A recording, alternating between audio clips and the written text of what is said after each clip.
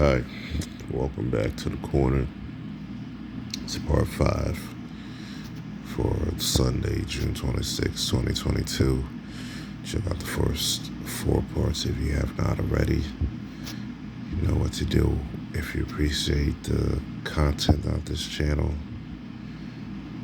subscribe, hit the notification bell, like and comment if you wish, but most importantly, share so other people can receive the full benefits, the same benefits that you're receiving. Also, I read from the Common English Version of the Bible. You can find that in the YouVersion app, which is in the App Store or Google Play. Let's pick up where we left off from, and it's Leviticus 24. Leviticus 24. The Lord said to Moses, "Command the Israelites to bring pure pressed olive oil to you for the lamp to keep a light burning constantly. Aaron will tend to the lamp, which will be inside the meeting tent, but outside the inner curtain of the covenant document, from evening until morning before the Lord.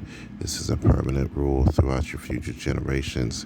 Aaron must continually tend the lights of the pure lampstand before the Lord. You will take choice flour and bake 12 loaves of flatbread, 2 tenths of an ephah. That's, by the way, for dry quarts. For each loaf, you must place them in 2 stacks, 6 in a stack on a prayer table before the Lord.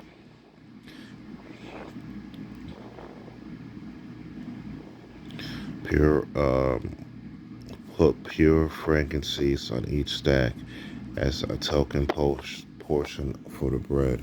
It is a food gift for the Lord.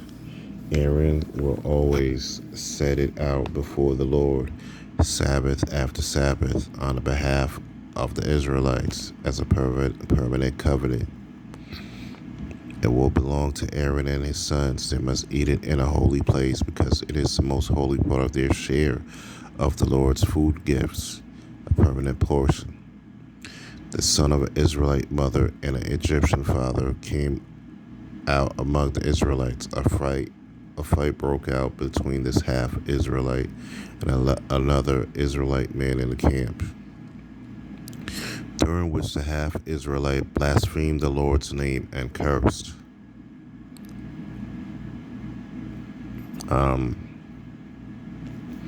So he was brought to Moses. His mother's name was Shelomith, Debri's daughter from the tribe of Dan.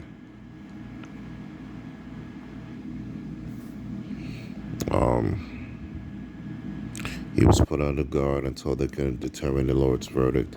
Then the Lord said to Moses, "Take the one who cursed outside the camp. All who heard him will press their hands on his head. Then the whole community will stone him. Tell the Israelites, anyone who curses God will be liable to punishment, and anyone who blasphemes the Lord's name must be executed. The whole community will stone that person, immigrant and citizen alike. Whenever someone blasphemes the Lord's name, that person will be executed. If anyone kills another person, they must be executed. Someone who kills an animal may make amends for it, a life for a life. If someone injures a fellow citizen, they will suffer the same injury they inflicted, broken bone for broken bone, an eye for an eye, a tooth for a tooth. The same injury the person inflicted on the other will be inflicted on them. Someone who kills an animal must make amends for it, but whoever kills a human being must be executed. There is but one law on this matter for you, immigrant or citizen alike, because I am the Lord your God." Moses told this to the Israelites, so they took the one who had cursed outside the camp and stoned him. The Israelites did just as the Lord commanded Moses. It's Leviticus 24. Let's go to Numbers chapter 30 now. Numbers 30.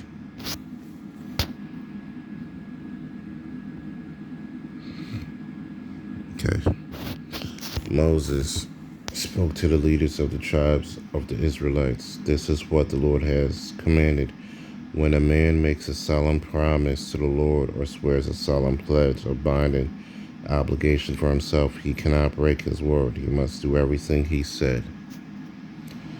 When a woman makes a solemn promise to the Lord or a binding obligation while she is young and in her father's household, and her father hears her solemn promise of her or her binding obligation for herself and keeps silent, then all her solemn promises and any of her binding obligations for herself will stand.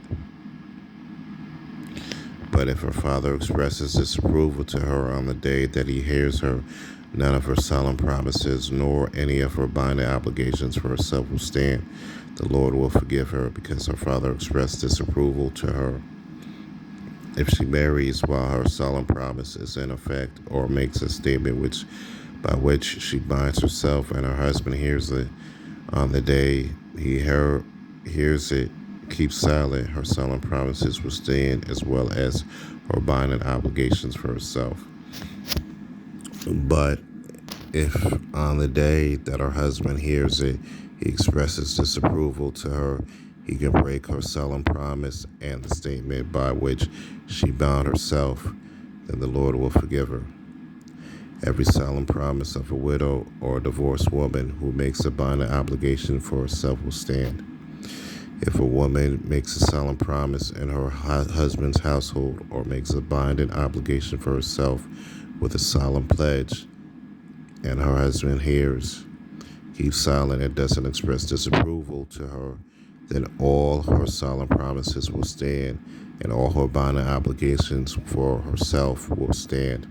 If her husband breaks them on the day he hears them, then whatever she said with regard to her solemn promises or the binding obligations for herself will not stand.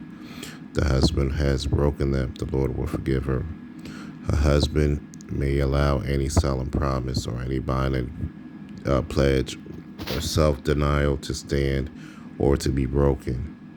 But if her husband keeps silent from one day to the next, he has upheld all of her solemn promises or all of her binding obligations. He has upheld them because he has remained silent on the day he has heard them.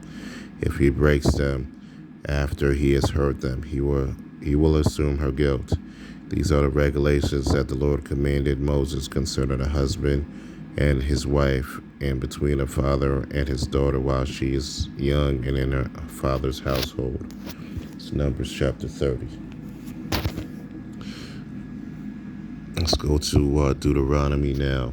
We start from chapter 6 in Deuteronomy. Deuteronomy 6. Now these are the commandments, the regulations, and the case laws that the Lord your God commanded me to teach you to follow in the land you are entering to possess, so that you will fear the Lord your God by keeping all his regulations and his commandments that I am commanding you, both you and your sons and daughters, all the days of your life, and so that you will lengthen your life. Listen to them, Israel. Follow them carefully so that things will go well for you, so that you will continue to multiply exactly as the Lord your ancestors' God promised you in a land full of milk and honey. Israel, listen. Our God is the Lord, only the Lord. Love the Lord your God with all your heart, all your being, and all your strength. These words that I am commanding you today must always be on your minds. Recite them to your children. Talk about them when you are sitting around your house and when you are out and about, and when you're lying down and when you're getting up. Tie them on your hand as a sign. They should be on your forehead as a symbol. Write them on your house's door frames and on your city gates.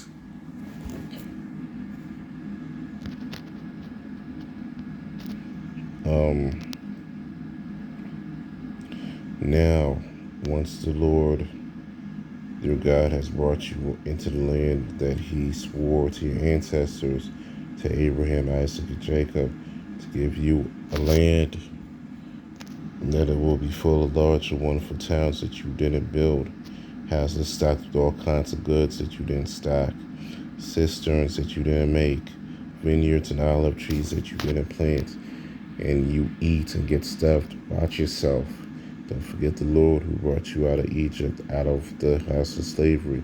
Revere the Lord your God. Serve him and take his solemn pledges in his name. Don't follow other gods, those gods of the people around you, because the Lord your God who is with you and among you is a passionate God. The Lord your God's anger will burn against you, and he will wipe you off the fertile land. Don't test the Lord your God the way you frustrated him at Massah. You must carefully follow the Lord your God's commands among the laws, along with the laws and regulations he has given you. Do what is right and good in the Lord's sight, so that things will go well for you, and so you will enter and take possession of the wonderful land that your Lord swore to your ancestors, so the Lord your Lord will drive out all your enemies before you, just as he promised. In the future, your children will ask you, what is the meaning of the laws, the regulations, the case laws, and the case laws that the Lord our God commanded you? Tell them, we were Pharaoh's slaves in Egypt, but the Lord brought us out of Egypt with a mighty hand. Before our own eyes, the Lord performed great and awesome deeds of power against Egypt, Pharaoh, and his entire dynasty. But the Lord brought us out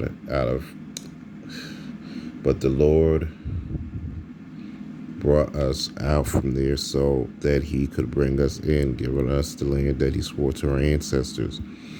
Then the Lord commanded us to perform all these regulations, revering the Lord our God, so that things go well for us always. And so we continue to live as we're doing right now. What's more, we will be considered righteous if we are careful to do if we're careful to do all this commandment before the Lord our God, just as he commanded us. That's Deuteronomy chapter 6. I got a footnote here. When it was said in verse 8 from the same chapter, tie them on your hand as a sign. They should be on your forehead as a symbol. There's a footnote saying, like you see, Exodus 13:16. So may have to go back to that.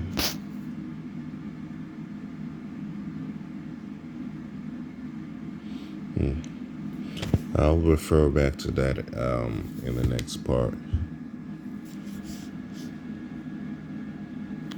Be right back. It's the corner. Eat out.